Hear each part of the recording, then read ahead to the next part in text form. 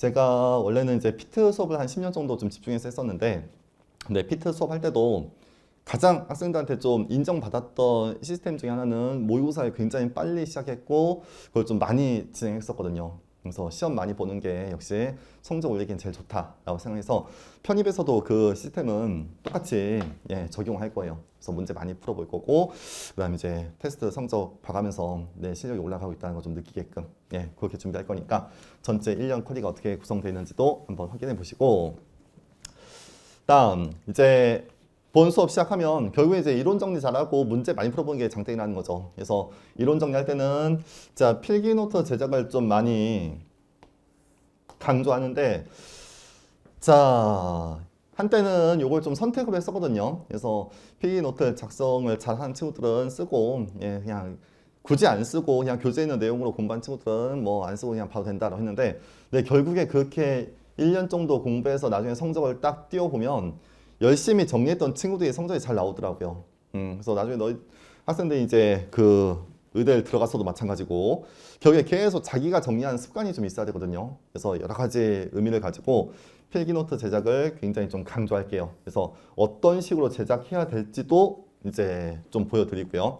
그다음 또 특정 단원들은 한 번 봐서 이해 안 되는 부분이 분명히 있어요. 그래서 한 2번 정도는 반복해서 수강하는 게 좋다. 그래서 예를 들어서 연력학이다 라고 하면 우선은 어떤 내용이 어떻게 전달되는지 모르니까 그냥 막연하게 듣는데, 끝까지 다 듣고 다시 한 번 들으면 이해되는 폭이 전혀 달라요.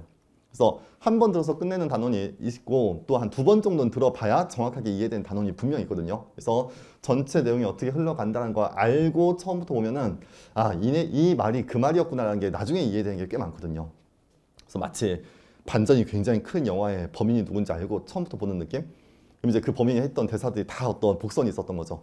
그런 게 좀 느껴진 것처럼, 그래서 좀 특정 몇 개 단어는 꼭 2번 정도씩은 봐야 된다 라는 것도 좀 강조할게요. 그래서 그렇게 이론 정리하고, 그다음 문제풀이 들어가면, 자 우리 교재에 더 링크라는 형태의 문제가 있고 단원별 테스트가 있어요. 그래서 더 링크 문제는 보통의 교재가 왼쪽에 내용이 있고 오른쪽에 관련된 문제가 있거든요. 그래서 그 왼쪽의 내용과 오른쪽의 문제, 그 오른쪽에 있는 오른쪽 페이지에 있는 문제를 더 링크라고 명명을 했는데, 교재 오른쪽 페이지에 있는 문제.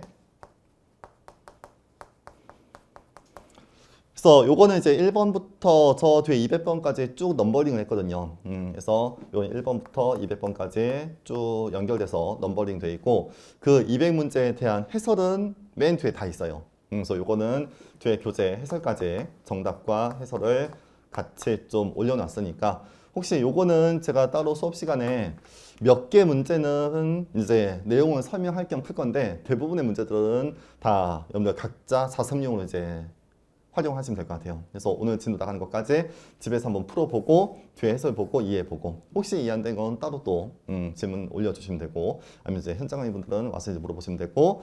그래서 그렇게 오른쪽 페이지에 있는 문제가 있고, 요건 이제 따로 과제로 나가는 건 과제로 나가는 거고 저 같이 진행할 건 아니고, 단원별 테스트는 정답도 없고 해설도 없어요. 그래서 요거는 각자 여러분들 집에서 테스트 형태로 풀어서 저한테 제출을 해주실 거예요.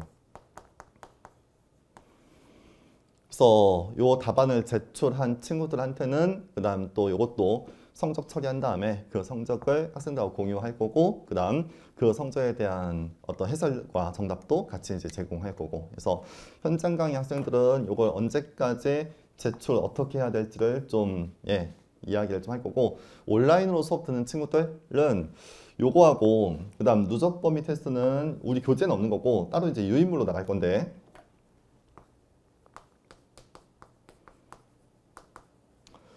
유인물로 이제 30문제씩 누적 범위라는 거는 이제 1단원부터 계속 누적해서 테스트가 진행된다는 거죠. 그래서 앞에 내용 까먹지 말자라는 의도로. 그래서 요 유인물로 나가면 요 단원별 테스트하고 누적 범위 테스트 요 2가지 테스트를 저한테 다 성적을 보내주실 거고, 그 성적을 집계해서 이제 성적을 처리한 결과를 보여드릴 거예요.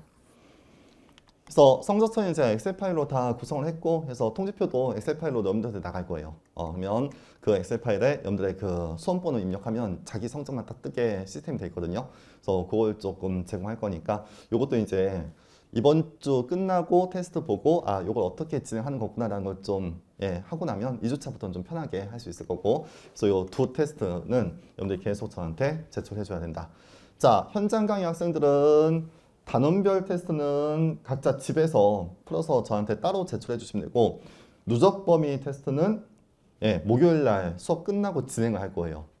수업 끝나고 직접 다 진행해서 답안지 작성하고 그걸 이제 저한테 그 답안지를 주시면 그걸 성적 처리할 거고 그리고 인터넷 강의 듣고 있는 친구들은 요 성적을 다 저한테 메일로 보내주시면 돼요.